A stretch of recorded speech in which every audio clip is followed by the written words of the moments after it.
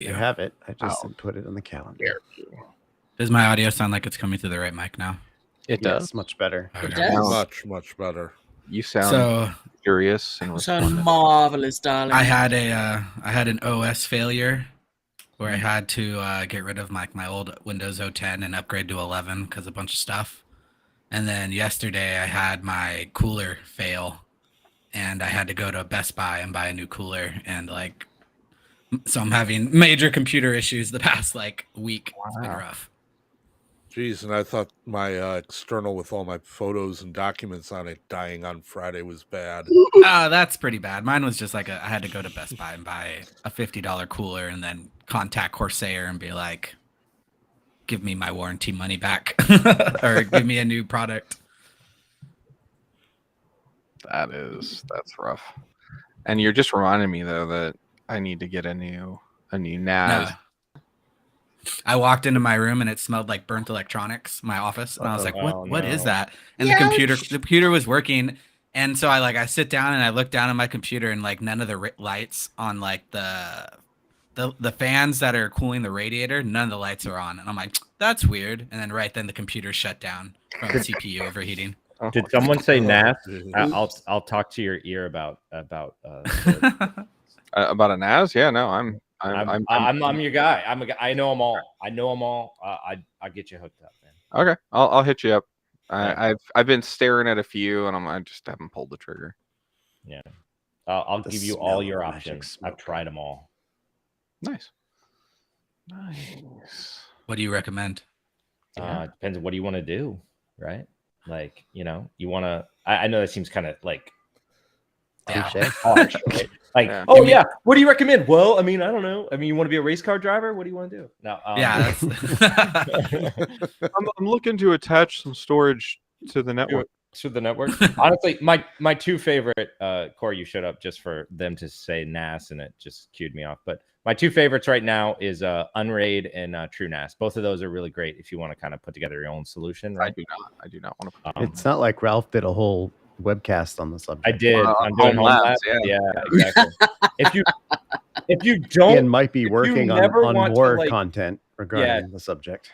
If you don't want to build anything, right? I think Synology's solution is pretty good.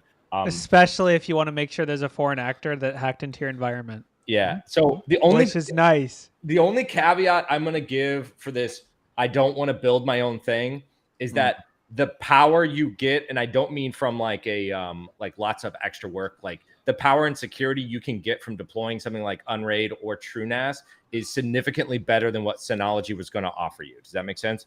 Because they are more to the mass market, and you want to turn on that little widget, they're not really, so there's that.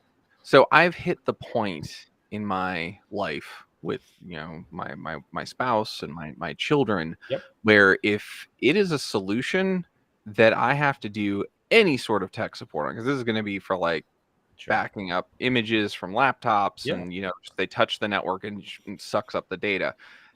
If any of it is anything that I have to deal with, I don't want it. Well, if it's just backups, just do cloud. Don't make your own thing. The only reason you need your own thing is if you're hosting the Jolly Roger. Really. Yeah. Or if you're doing some crazy, if you have lots of content. I agree with server. Corey. If you're just doing backups purely, then something like B2 storage, and there's some other software you can run just to do backups. Yeah, and that's what we do. I mean, that's what we do now, but I need something more for where large video editing files that I don't want. See, now we open up that thing. What are you trying to do, right? Like what? So, where are you going? Just get an external SSD. That's problem solved. So. And then cloud backup after you're done editing, and don't keep everything. Well, see, but this is also showcasing the fact that your needs, Ian, are different from the needs of your family. So maybe you're not going to be able to find a one-size-fits-all. Oh, no, also, Ian, you're close enough to Ralph, and you know what? I'll just open up a joint office in Florida. I'll build you whatever you want. I'll build you whatever. What do you need? We got Send me the money. You want to go 14s? You want to go 18s? You want to go 20s? He's shooting an 8K. So okay. So I mean, I got a hookup from these Chinese SSDs. I can hit you with. They're NVMe. They're 4.0 PCI 4.0. They're 8 terabytes each, and they're only $500, and they're beasts. So fair enough. Yeah, you can build a jellyfish. Do it. It's not that I can't do it. It's just if there is a solution that meets most of my needs and I don't have to build it. Great. That's why I even said those two things, because it's the least of like, if you wanted to like go straight up like what I call like the Arc Linux approach, where you're like hand doing everything. This is not that, right? This is the first. This is your happy medium where you actually have someone still developing the software, but you have all the turns and knobs if you decide to turn them, right? If you want the overpriced thing that you can waste money on, though, it's called a jellyfish. Yeah. The Arc Linux approach really triggers me. To tell you. Yeah. If you want to throw money at the problem, you can drop like car money on SSDs at this jellyfish company. So. Oh my gosh! No. Yeah. No. Who doesn't need like that's a post-production house kind of thing right there. Yeah. Starting at $9,995. Right. So Brian Godfrey's got in there Chinese SSD with how much preloaded stuff, and the thing is though, that's what you want. That's what it's a bonus. It comes with all kinds of extras. I mean, that's where they're all made. So like, we might as well get it from there. Sure. Well, I mean, arguably a lot of the chips are made in Taiwan, but it's close. So you're saying they buy it from Taiwan, preload it with malware, then sell it to Americans? I like it. Yes. I love that plan. Is John showing up? Does anyone know? I assume not. I think probably not. But, last time I said that, I previewed a video and he snuck in the back. So okay, said his name 3 times. My articles I do want to talk about. We have to talk about the LastPass one again, only because of the action. Did we roll the finger already? Did we? No, we haven't done that. No, we didn't roll. I was gonna say, roll the finger. Let's We're get fingerless. this show on the road. We're fingerless. Are Ryan, just pick someone randomly to host based on what happens. Ian's here. He's going to be the host. Ian's honestly, just give it to Wade and see what happens. I'm down. We're not going to talk about anything you guys want to. We're not going to talk about anything you guys want to talk about then. So. Yeah. And then Ian can drop the people's elbow on him if he isn't doing a good job. Ian will come in. Okay, who's going to kick it off? Are we live? Is it Ralph? Is it Wade? Not me. I don't have the spiel memorized. Live from Hollywood. BHIS talking about the news. If I just appear on the screen, I'm not gonna lie. It's actually karaoke. Wade, all you got to do is just when he hits you with the full screen, to start singing. It doesn't matter what it is. It doesn't matter who it's by. That's all you got to do. The drives are alive with the sound of seam logs. There you go.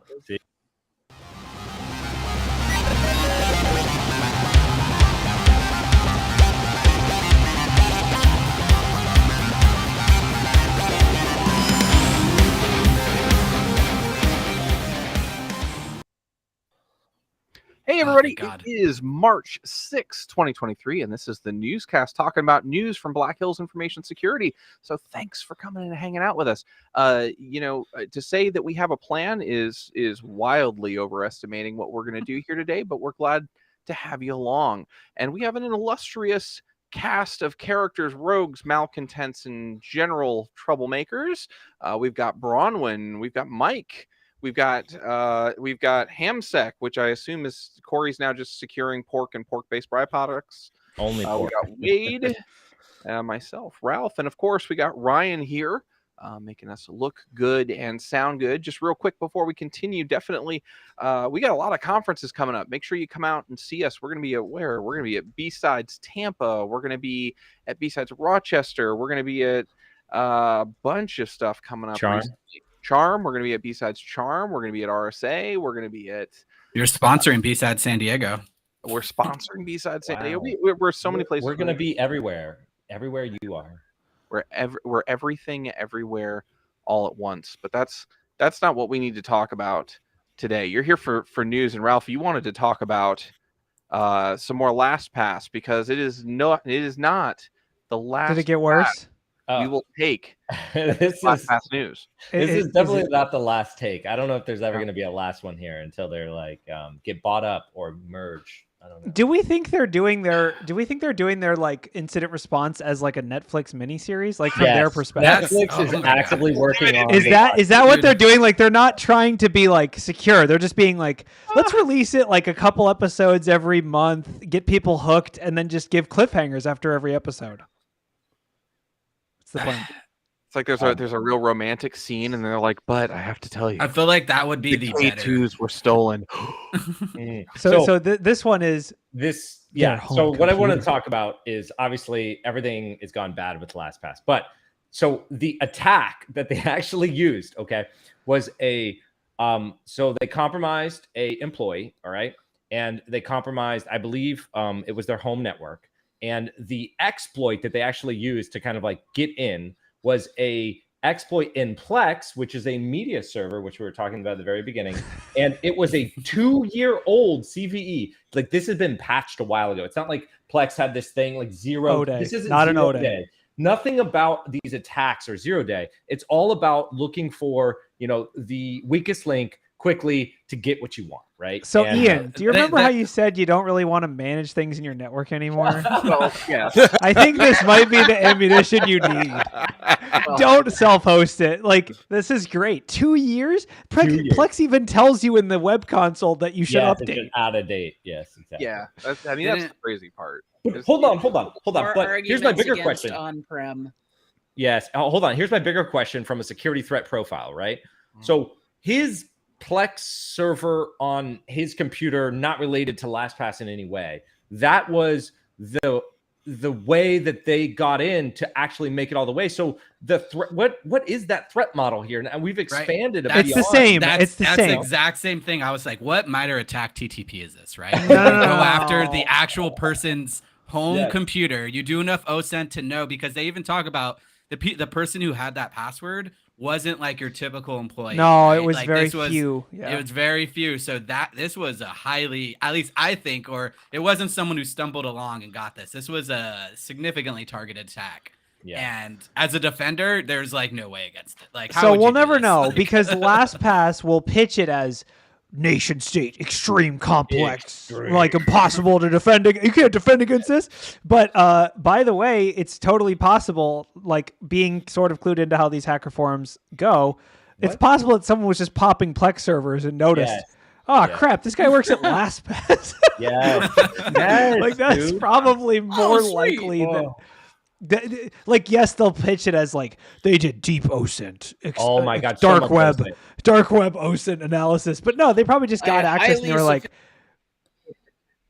exactly. I thought they said they used passwords and stuff from the previous breach, though. Yeah, so I think this is a little bit more targeted than just like, hey, maybe. And then but like There've been other people in our field that are respected, and I'm not going to name names just because I don't feel like getting everybody up in arms about names out there. But on the social media, a few respected people have gone ahead and said that they feel, just from everything, that it's probably nation state level stuff that was happening in this instance, just because of the sequence of events. So I think the other thing too that we can take back from this whole like nation state statement, I think we like to use, is that it's not necessarily always the sophistication of the attack. I think that is an indicator, but I think it's the persistence of the attack, the amount of effort and time that can get rolled into one of these attacks. It's kind of like, that's a full-time job and not just, The P this isn't just a hobbyist. So it's the P. It's not a hobbyist. I get it. We're using the word. I'm just saying though that costs money, and that money has to come from somewhere, so that it's well funded. So basically saying they peed on LastPass. Yeah. So how do you think big corporations are going to start taking this up? Because this isn't. I feel like this is a common factor in several big breaches that have been happening, where an employee's internal asset gets compromised, and then they make the pivot over, right? Yeah, but that's like the point where they make the pivot over is the same as the point where the employee clicks the sketchy email. Like it's not like it's the same but different. Like I don't know. I will say, like I wrote a blog, and I'm probably going to be doing a webcast about it shortly, but about Stealer logs and how the employee's home network is now becoming more and more a part of the threat landscape, and like their personal accounts and that stuff, like BYOD people are mentioning. But like, I don't know. I mean, my perspective is, even if you run BYOD, that's just a different threat profile, and you still have your endpoints at the end of the day. You just have to like defend your endpoints in a different way if you use BYOD. I think it's like you just can't skip security procedures. Like you can't, like you need to monitor your VPN better. You need to monitor your AWS key access better. Like it's just a priority thing instead of just hoping nothing happens with this developer's home computer. It's making sure that if something did happen to the developer's home computer, that you would detect it and then you would respond, just like if someone clicks a link on their corporate machine. It's the same. Like you have to just have the capabilities that match whatever your threat posture is. That's my take. The question that I've got is, with the fight against work from home right now, how much is this going to get used to say, well, if they would have been in the office, there wouldn't have been a Plex server sitting in the office for them to do this. So we need to bring people back into the office at this point in time. I mean, reasons. I can tell you right now that Plex server exists. It's just not a Plex server. It's a printer, a home router that someone brought in, a smart cappuccino machine that the guy in development really needed, that he brought in and hooked up to the corporate Wi-Fi. You know, whoa! You need what are those called? Click shares. Those things are everywhere. Barco, whatever. Hey, what's a click share? Can you describe this vulnerability? It's like you plug it into your laptop and it like puts your laptop on the screen so that you can show everyone your spreadsheet. Yeah, but yeah, like I guess I would. Spreadsheet. You're right though. Like there is some argument to be made. I will say like that person's personal account can still be used to pivot into the corporate environment. If they get into that Plex server, even if the person never works from home, it's still possible. Does anyone know what the link was? Like how did they go from Plex server to engineer's workstation? He had a password on his personal machine. I believe that's what it said that allowed them to pivot. Yeah. So it's like he has like you can just log into his local machine. Stored creds probably or something. Like, I believe it's like stored logging into your HR portal on your personal computer, right? I was going to say something like that. And then that brings up maybe possibly like over provisioned accounts, right? Was that account have too much permission to then do something pretty crazy on the back end? But I don't believe it went too deep into that. To tell you the truth. We've had conversations about that with like, you know, password security and the threat model and like two-factor and stuff, because two-factor isn't like designed to prevent a compromise from your host, right? Like that's not what it was designed for. It's designed to prevent compromise from a remote attack, right? So like, but if you compromise my system, right, two-factor is not going to help in this scenario. Like if you have root access on my system or administrative access, and that's like what you're saying, you know, obviously you just sit there and wait for them to, you know, do some kind of cross login, you know, into work or type in the password of their same system and password reuse. And it's just like how do you hygiene someone's personal IT life to coincide with their corporate IT life? But, you know, what Corey's bringing up is that you're trying to just detect that something out of place has happened, hopefully, you know. Yeah. And and in my blog, what the blog is talking about browser saved credentials, because in an example that I'll cover is like the employee logs into their personal work or they log into their personal Gmail account on their work browser. All the credentials that are saved in their work browser now get synced to their personal Gmail account. This is how it happens, right? Or the other way around. They log into their, you know, home browser with their work account and it syncs all their saved logins if you allow that. I think where LastPass screwed up here wasn't having some guy that works for them that has a Plex server that's insecure. I don't think that's where they screwed up. Yeah. I think they screwed up when they didn't detect the anomaly of browser reuse. First of all, that person shouldn't be logging in on their personal machine. That should be detectable. Also, pulling vaults or like actually doing whatever the developer does. Yeah. So it sounds like it sounds like from reading some of the article and then from describing this like attack vector, right? So the attacker looks like they compromised that host. And then, so they're coming from this developer's IP address. So it looks as if it's normal. Like this is something that's probably been happening for a long time. But the way that they actually detected was AWS's guard duty. So. Yep.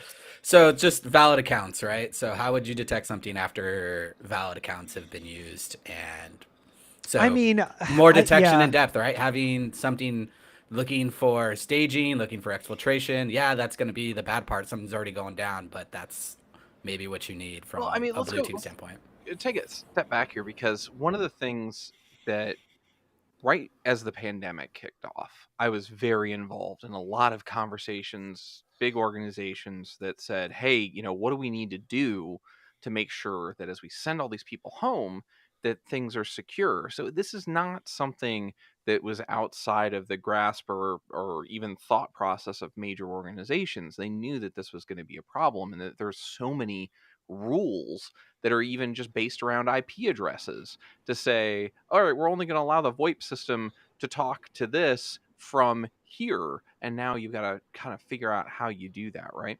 So this wasn't something that corporations didn't think of. The challenge is, think about the person that you're talking about, right? The person that you're talking about, high-level engineer, someone who probably has the ability, if not already has, all the controls turned off because they have to check to see what's going on and make sure that the tools are going to break a process. You have to develop an environment where that individual can have higher privileges, but also insanely higher monitoring. Maybe it's a jump box. Maybe it's, they can only connect from a certain computer.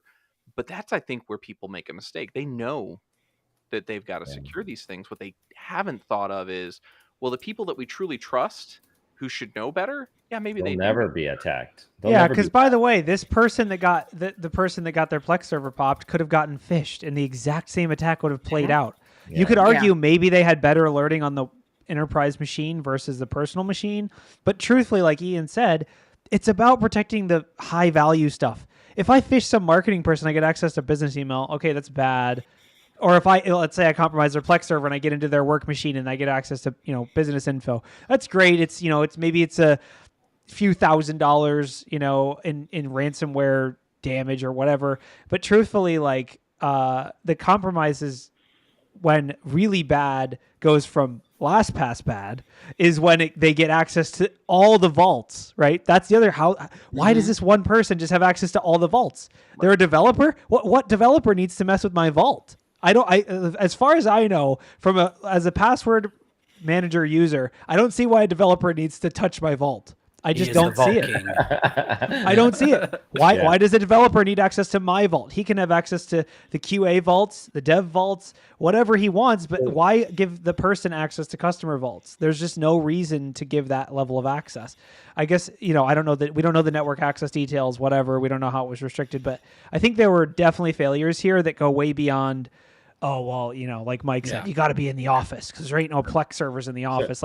That's the wrong way to look at it in my book. But that's the wrong way. But that's the way that's the way that corporate's going to. Yeah. Well, before the pandemic, I've worked for companies where absolutely they were in no way, shape, or form willing to let anyone do the work from home thing because they knew how difficult it is to secure these remote locations and okay, BYOD, that's already a bad deal because you have so many different devices and platforms and maybe this device gets updated on a regular basis and this carrier for this phone doesn't do it on a regular basis.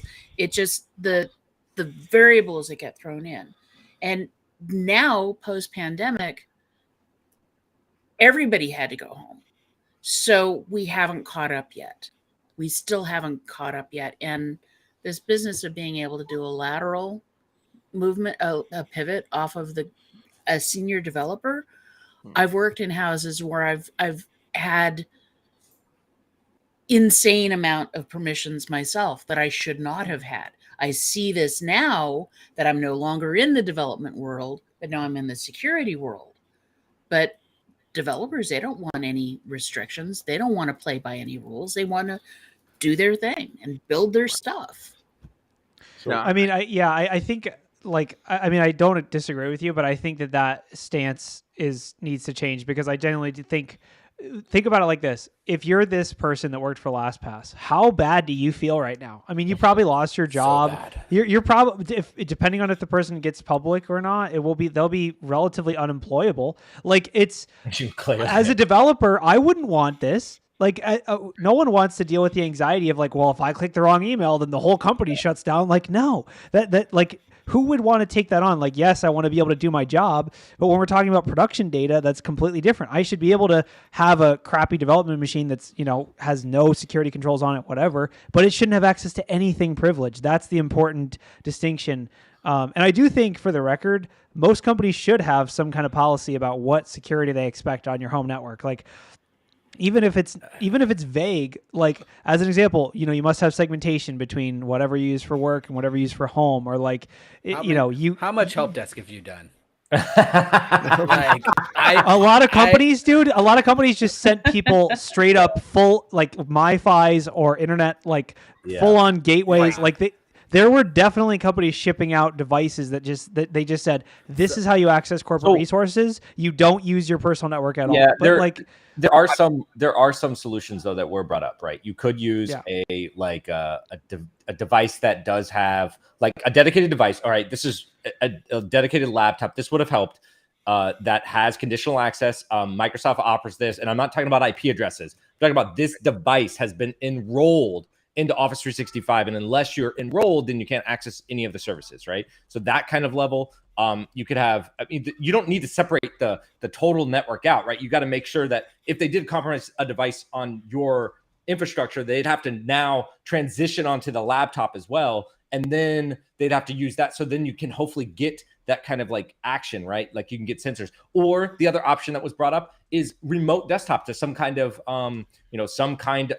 pivot device, right? That's not on that network. You're like, okay, well, then they compromise the computer. But again, that comes down to the access of this, right? So now they got to compromise this, and then they got to compromise that. It gives you just more chances to make detections, right? Yeah.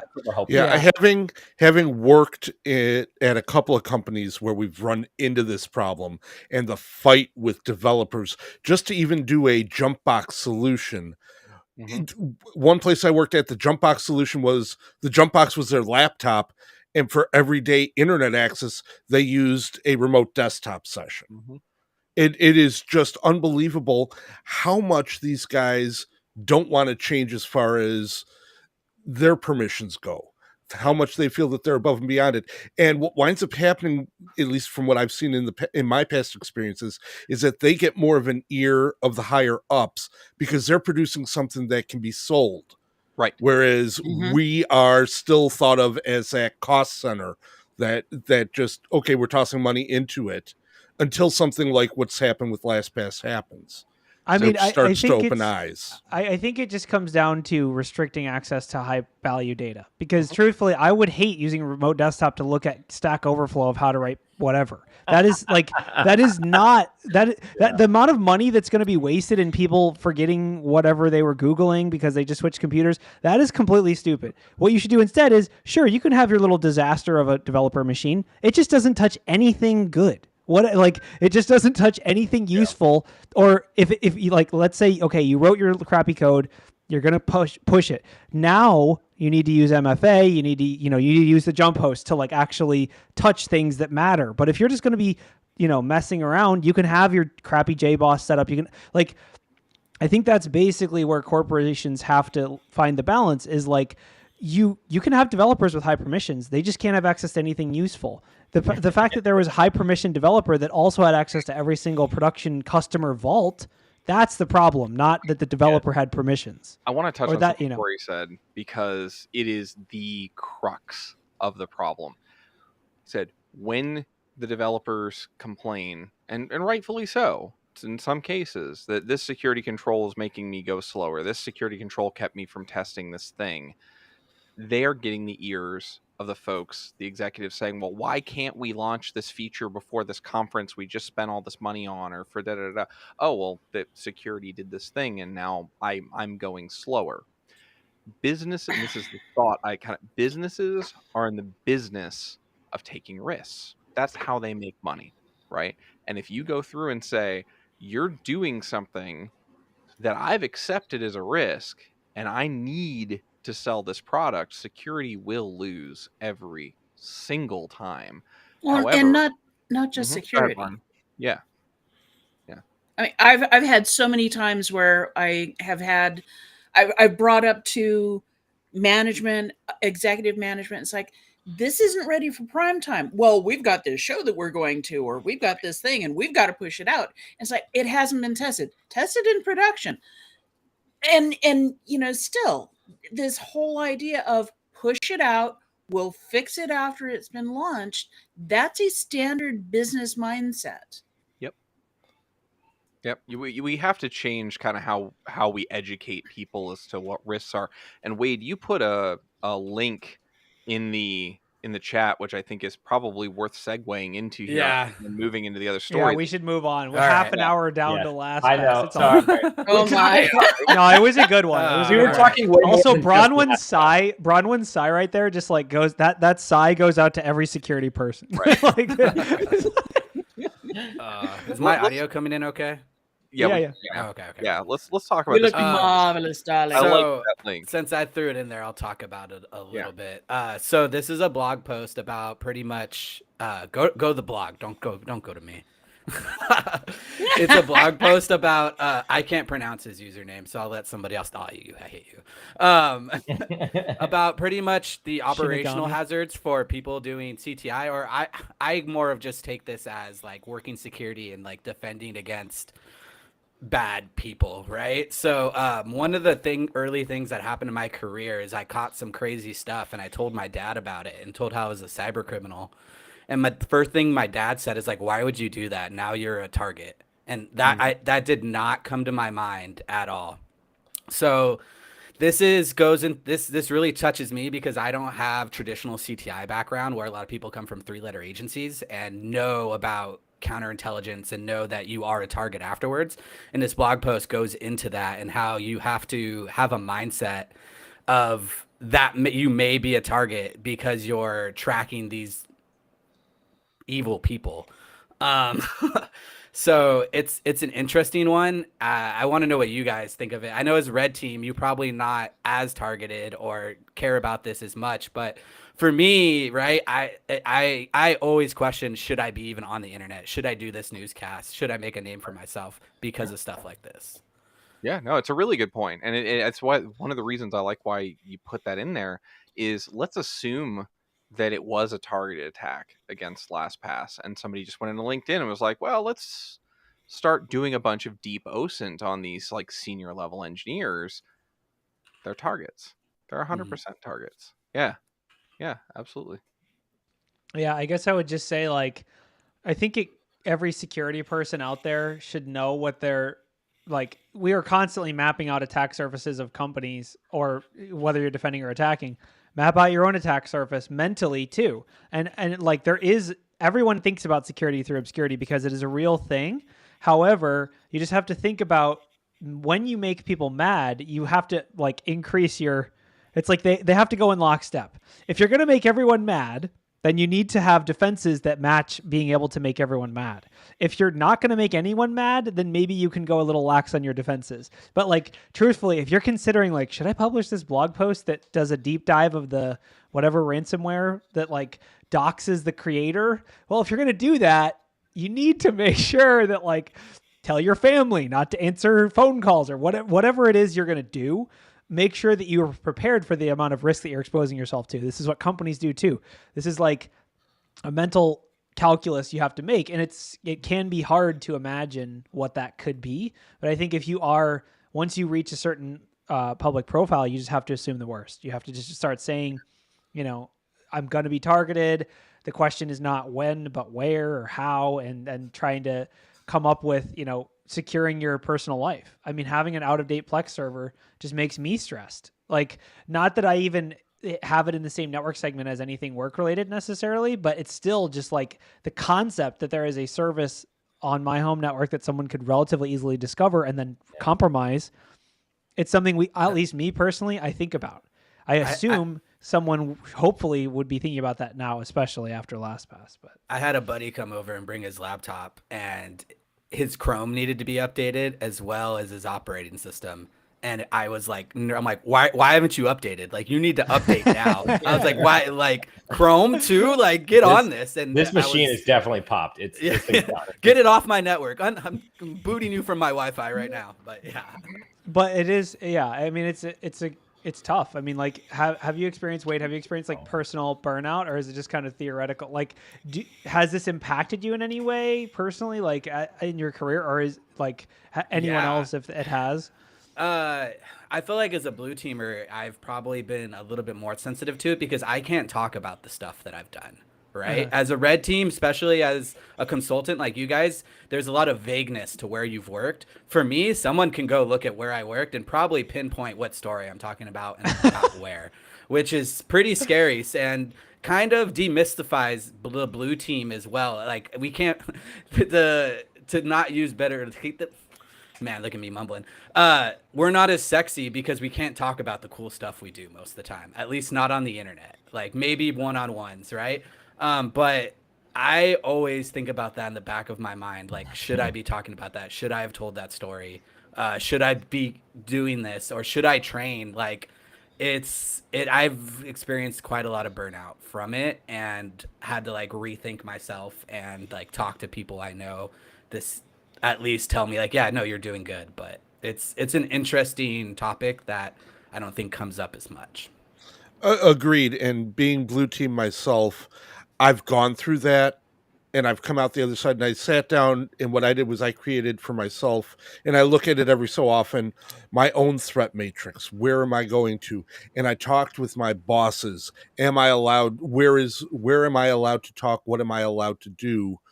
How is it going forward? The problem that we run into also, though, is we want to share the information as from being a blue teamer out with other blue teamers to help them out.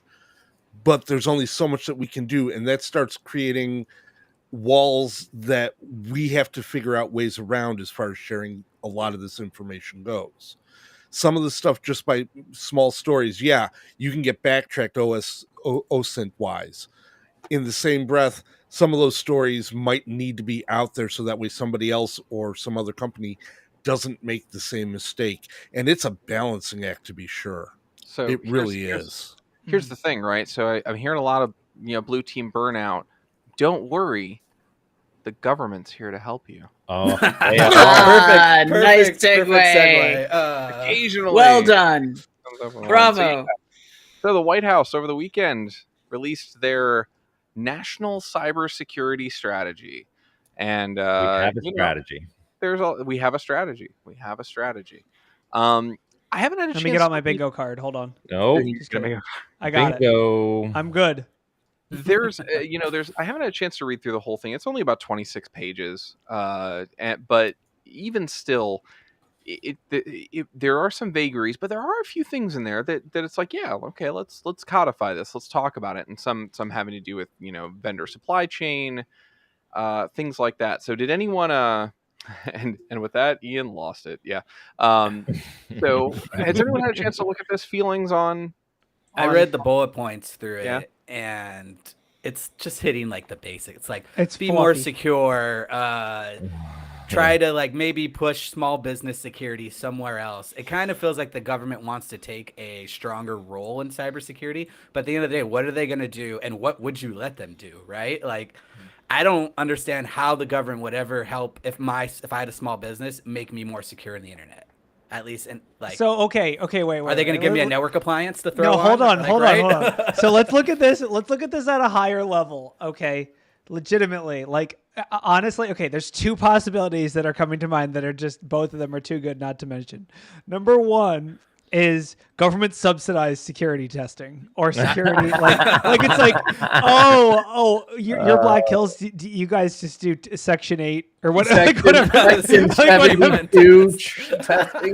Like it's like you guys do Section 8. Oh, it's just Nessus, isn't it? It's just Nessus. CISA just did do that red test and put out that report, so maybe that's exactly what they're doing.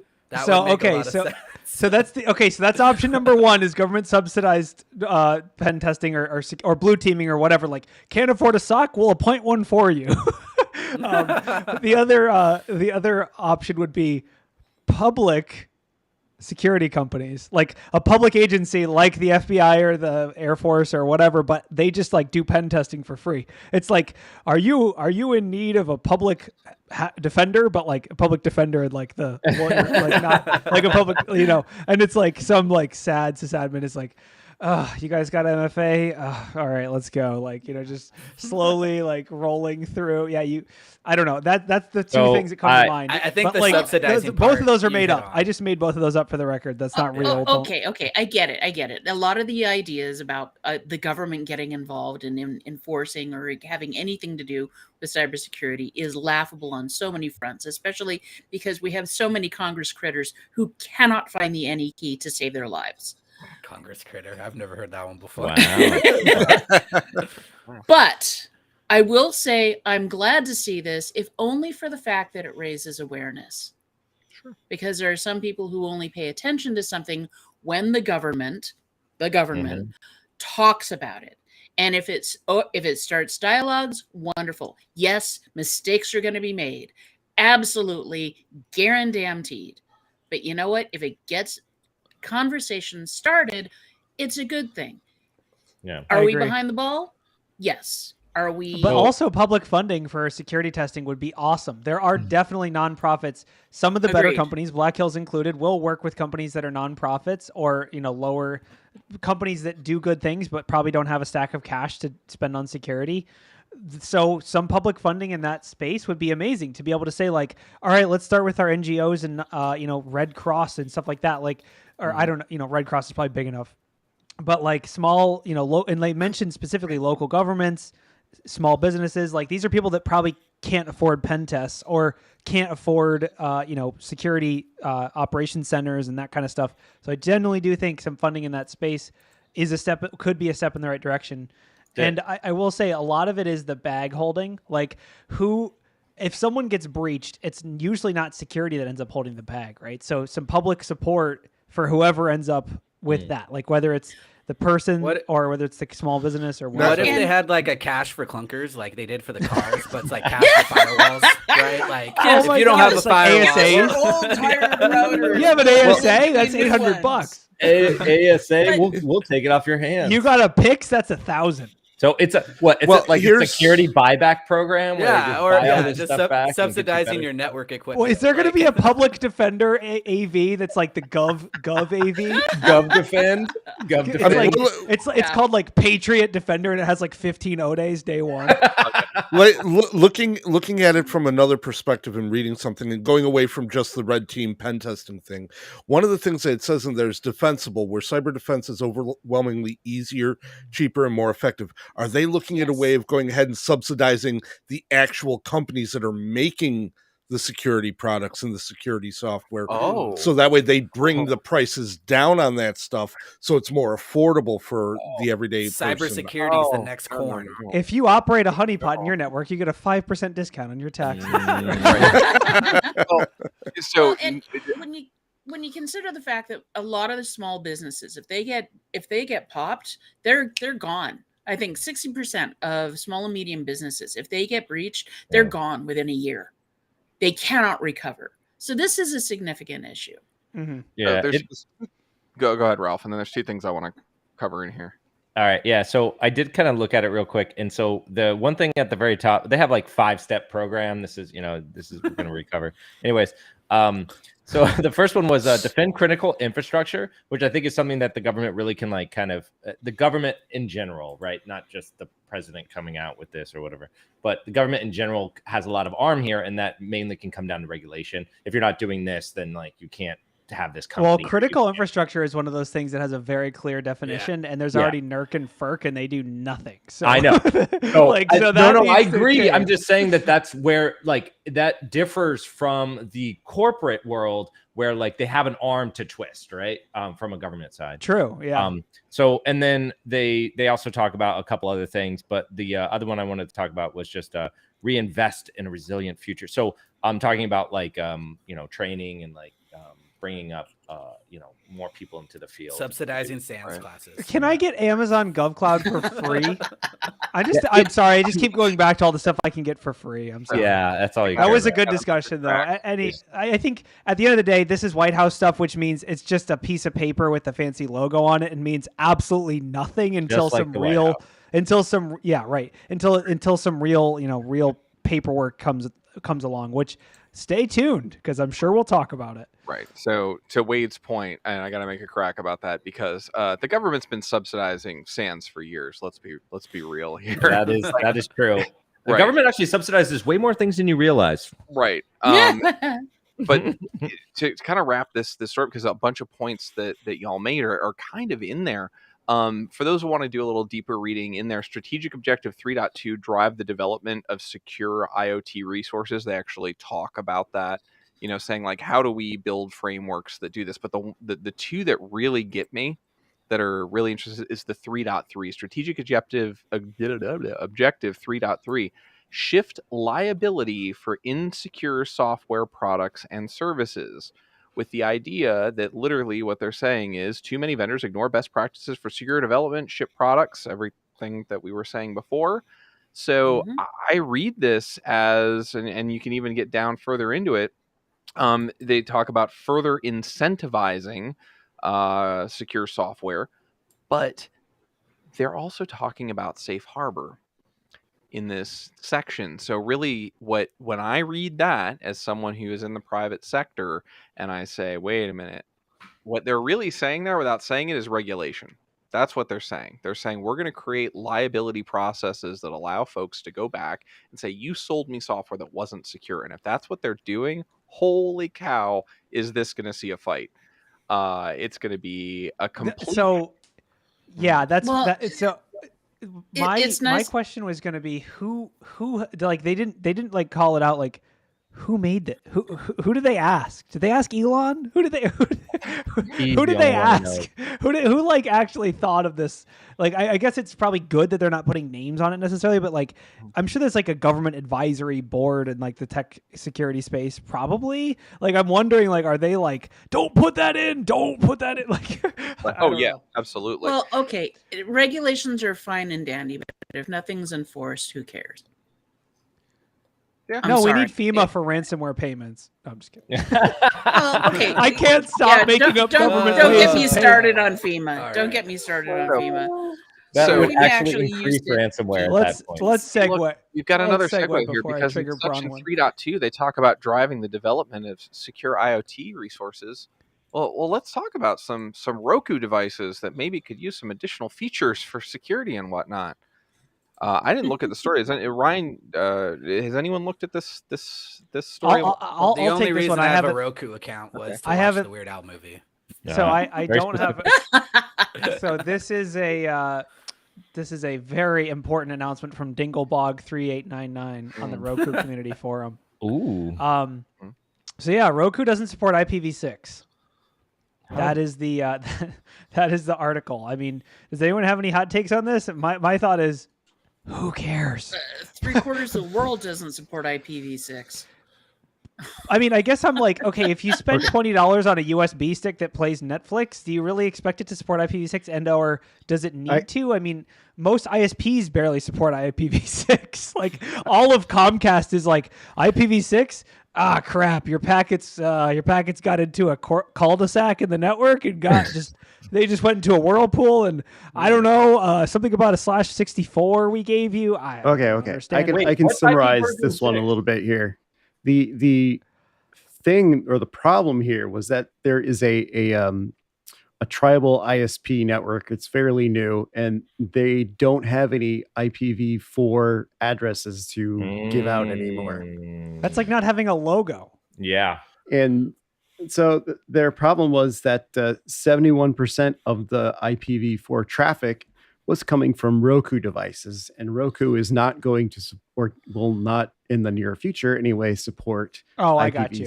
So this is like tales so from what behind they're the doing, the segue part of the story, and I can't talk and switch at the same time, sorry, but the segue part of the story is that we were talking about security buybacks. Well, this is in a way this ISP's compliance buyback, where they're asking everybody to give us your Roku devices and we're going to hand you an Apple TV because the Apple TV can do IPv6.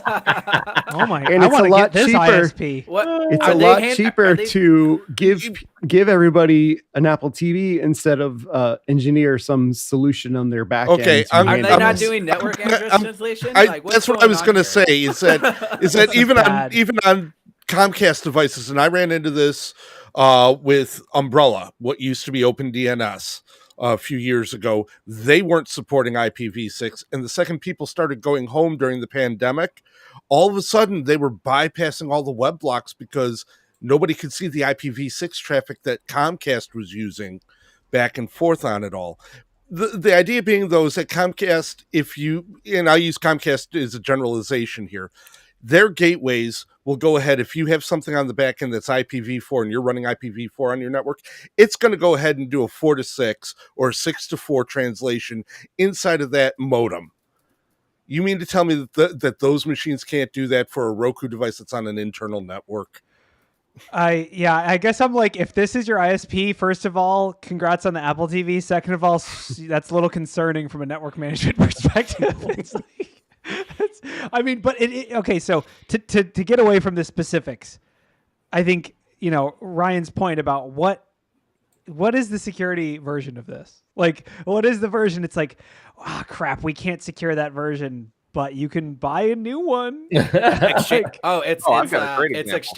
It's Exchange. Exchange? Who got popped with their Exchange servers, and then they're like, just upgrade to was it Rackspace, or what was the data center that had their internally managed Exchange servers? Yeah, it was Rackspace. And they're like, we can't manage this anymore. We can't give you your data back. Just upgrade. Well, they got ransomware, and they were just like, whoops. They were like, crap, we tried to buy everyone out of this plan, but it just wasn't working. It wasn't working. Making too much money. It's so, I mean, honestly, like White Cyberduck's opinion in the Discord is exactly how I feel, which is it's all about greed. He was talking specifically about the greed of like having a bunch of Class A's that you don't use, which we were talking about this in the Discord.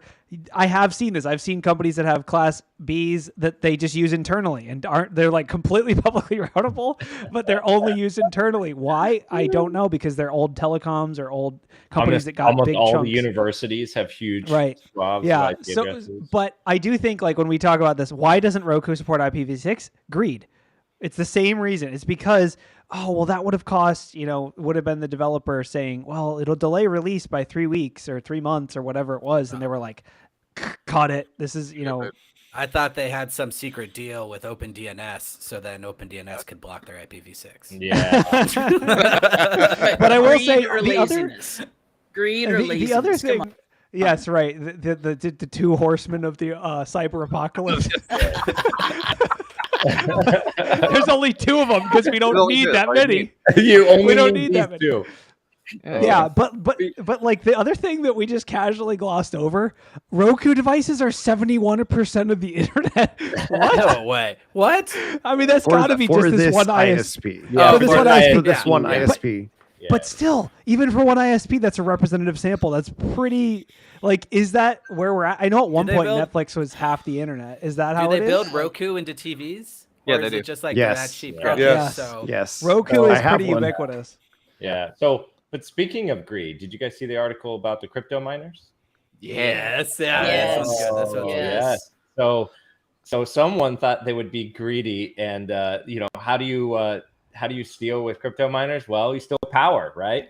Who didn't do this in college? Who didn't do that? I'm sorry, what? Oh, I know, right? Don't tell the whole story. Nothing but the truth. All right. So they found out that there was a the Department of Homeland Security. So there was a Massachusetts accused of stealing thousands of dollars in electricity from a local middle-class high school to operate a secret cryptocurrency mine. It was in the crawl space above. There's a picture in the article. It was in the crawl space above at the middle school. And 39-year-old. Okay, so $18,000 worth of power. So if you see a 39-year-old sneaking into the crawl space at a high school, they're probably just dropping in a crypto miner. Is that what? How did he get these in? Like, what do you think he did? Like, how he paid students? Oh, he totally paid students. You got a hall pass? Here's $20. Like, he was in charge of. He was in charge of that area I can't even think of the word. Crawl space? The crawl, just the crawl. He was in maintenance, and he set this up during COVID while no one was at school. And then he couldn't get back in. Just kept running. He couldn't get back in to cut it off. I want someone to track his wallet and to see how much he made versus that 18 grand. So wait, hold on. He didn't work specifically for the school. He was an assistant facilities director for the town. So the town probably runs the school. Right. That's what my thought was. So, okay, yes, for sure. But the question really is, how did the DHS get involved? And what's a routine inspection? Is this part of the DHS? They're like, you got any crypto miners? Open up. Like, it looks like they detected the traffic on their network. And then that's U.S. Coast Guard. Yes. The Coast Guard is like, we defend blockchain-based coastlines as well. Guys, you realize the town of Cohasset, Massachusetts only has a population of 8,400 people, right? Wow. So it's half the town's electricity? That was everything. Pretty much. Yeah, it's a tiny town. It's less than 10,000 people. They probably thought he was growing weed under there, to tell you the truth. Right? That honestly was probably how the feds got involved. They were like, dude, there's a grow house in the middle. Grow lamps. That's a key thing. You look, power consumption usually means there's a large amount of lamps. And well, so okay, but the then question, they're like, no, crypto miners. So okay, this which we're probably going to talk about this on the CoinSec podcast, but for real, what do you think the upshot of this is? Is it criminal charges? Does he just have to pay it back? Because I mean, that's what, a Bitcoin and a half? Not even like it's how many? You got to find him. First, you got to find him. I know they got him. Government. I assume they got him. Oh, did they? Yeah. Okay. Yeah. Oh, that's right. He didn't show up for the court date, and that was kind of what got it started. So yeah, I mean, I guess first of all, there's so much here. I love it so much. Thank you for this article. It's so good. It's like, what are you doing? What are you doing in the crawl space of the high school? You doing a grow up? No, man, we're mining Bitcoins now. It's 2023. We don't. Yeah, man. Weed is legal. Weed is legal. We mine Bitcoins. I have to tell this story now because the reason I love this story is this was totally me in high school.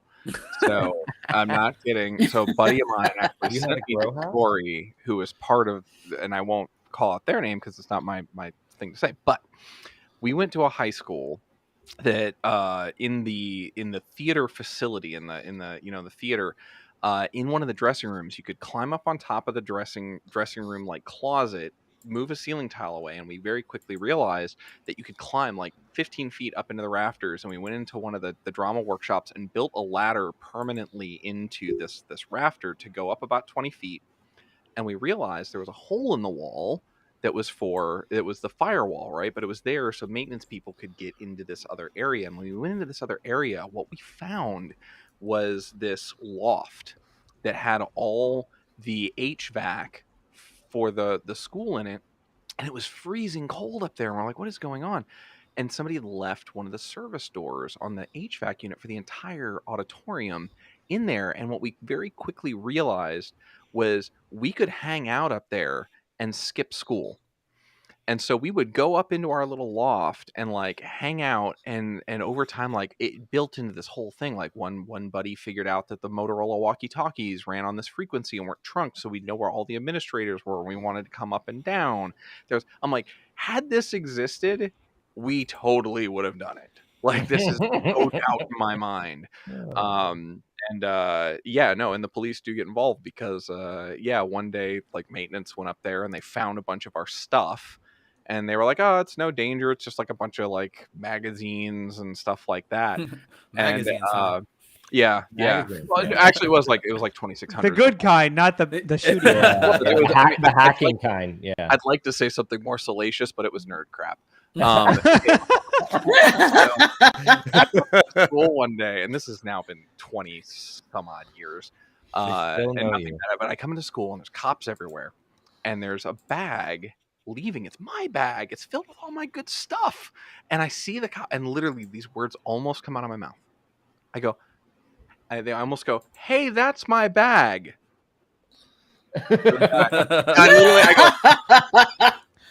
Some say Ian from the future actually teleported in and stopped him from saying that.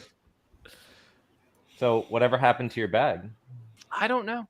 I mean, allegedly, my bag. I mean, the nerds at the police station read all of his magazines. Right. Yeah, that's what happened. Yeah. Yeah. So yeah, I mean, do you want to do one more? Any follow up stories to cover before we wrap it? I don't have any.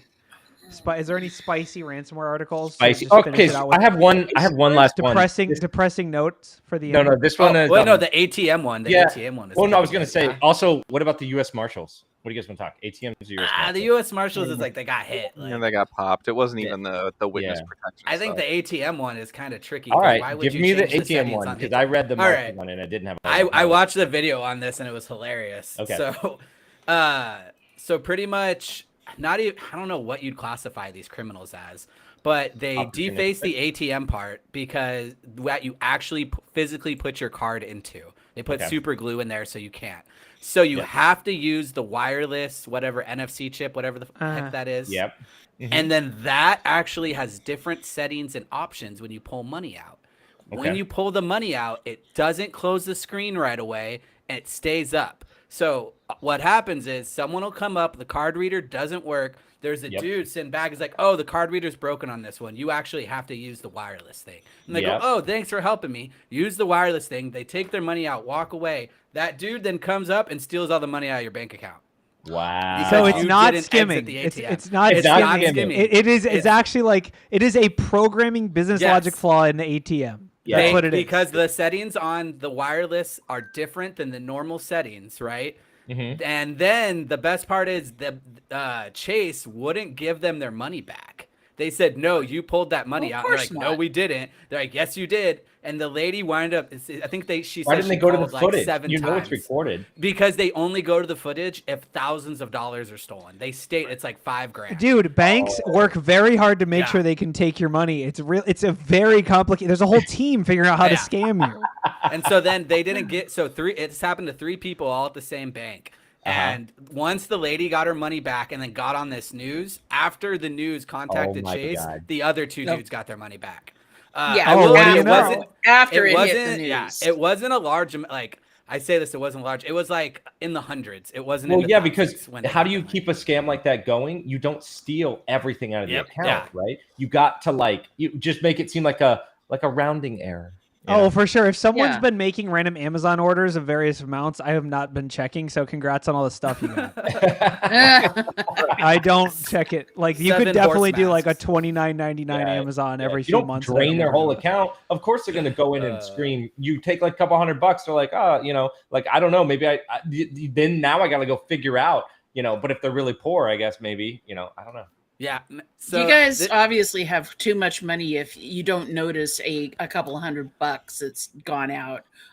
Or maybe it's just I'm OCD about monitoring my finances. It depends. In all seriousness, for me, it's my wife and I spend money on the kids and whatnot. So I see a charge for Publix or Amazon in $20 or $30 or $40. I don't even panic. Or like an ATM charge.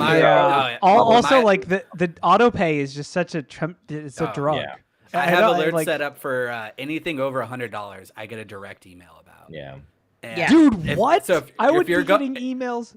Right. What are you buying? I'm not buying $500 hard drives for my NAS every day. All right. What? I have that on. I don't know. I see some 3D printers and accoutrement back there. Yeah. I literally have a script that orders hard drives for me daily. Like it just hits. It's a cron job. Those things age out, baby. Those things age out. You gotta get a new one. It's just, yeah. I mean AWS, dude. I don't even know how much I'm spending. At this point, I just put it in a box and say, "Don't look at it." Don't look. If you don't know how much it costs, it doesn't cost anything.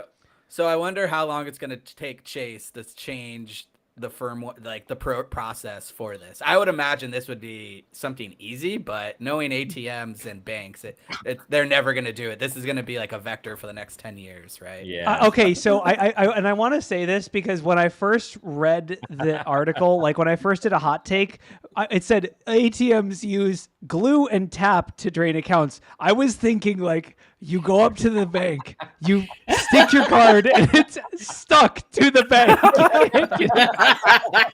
Like it's like, let me tap to pay. It's not coming out. I can't get it back. It's just like stuck. It's just permanently stuck.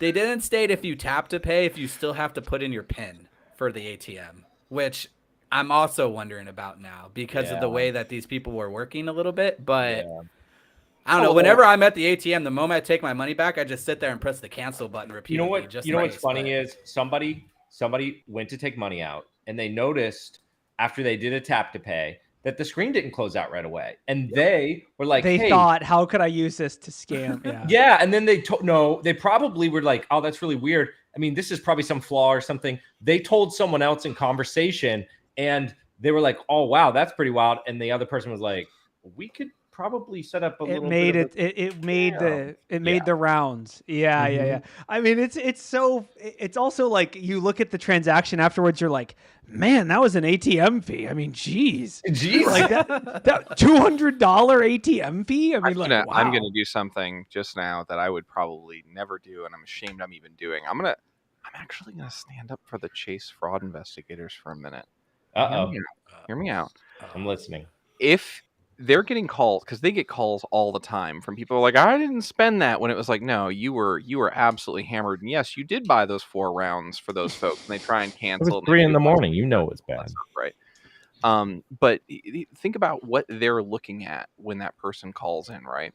So there was a tap, so there was a cryptographic exchange of data. There was a PIN number entered that only that person should know, and if they watched even the first 30 seconds of that tape, they would have seen that customer pulling money out.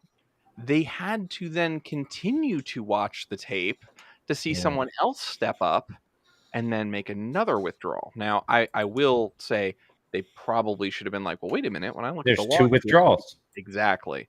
But from that first frontline person, like I've got all the evidence I need to say like, yeah, no, you took the money out, and it's such a small amount. You know, when I say small amount, I mean thousands and thousands, but a couple hundred, that they're like, yeah, we're not even going to send this up to our other fraud investigators. So, the other thing that Radis in the Discord called out was that apparently they also had to shoulder surf the PIN, I guess. So, like, well, no, because it doesn't log out. So that means they would have never logged. When you do it wirelessly, you grab your money and it just stays open. So the person would walk away thinking normally it closes. But you have to enter every your transaction. PIN again. I don't know. I'm going to the Chase right now. I'll be back. All right, see you later. Yeah, I mean, I'm gonna cover it in super glue, so when you stick your card, it's stuck. Your card is. You just like swipe it once, like standing around. I'm like waiting, you know. I just break the screen. Gotcha. I'm like, well, they're not stealing my. I have your credit card out, and I'm not just gonna leave this here. I mean, like Corey sticks his head out behind the pillar and is like looking at his pin. Just that one meme of the guy behind the bushes, and he's like, spaghetti. I mean, seriously, you guys all know it's just 1111. So okay, but for real though, you know what the real this is the cybersecurity application of this story. Criminals will go so far to steal even small amounts of money. Yeah. Like the amount of effort that it took to like figure out, well, it stays open. Okay, well, run back. It's still open. Grab only a couple $100, and then we'll hit the liquor store after that. Like it's low tech, but it's like the amount of effort that people put into like learning how this attack works. It's like, come on, come to the good side. Come be cybersecurity people. If you're going to put that much effort into an attack on an ATM, there's a ton of ATM testing. Do you know how much the bank would pay you to tell them that? Nothing. More than $200. They would be like, that's a feature. No, that's probably true. Here's the difference. You have to sell it as a service, not just offer it to them. I can tell you a way I can steal money from your. They'd be like, all right, lock that guy up. He's probably stolen money already. Yes. Exactly. Yeah. I was going to jump in and say, I think the positive, upbeat note of everyone needs to learn and be. Let's end on that, and then Ralph is just like, you know what? They're not going to listen to you anyway. So I like that. Yeah. On that note, it's time to end. Yes. So thank you for joining. Indeed. Thank you all for being here. And, we'll be back next week talking about whatever it is that gets us riled up. So thanks for joining the news and hanging out. And for Mike and Hamsec here and Wade, myself, Ralph, Ryan, and Bronwyn, thanks for hanging out. Go out and, I don't know, make a whole bunch of good trouble for us, and we'll maybe talk about it next week. So, don't make the news, please. Don't. Go to Chase Bank and report back next week. Don't make the news. Ryan, take us out, man. Bye, guys.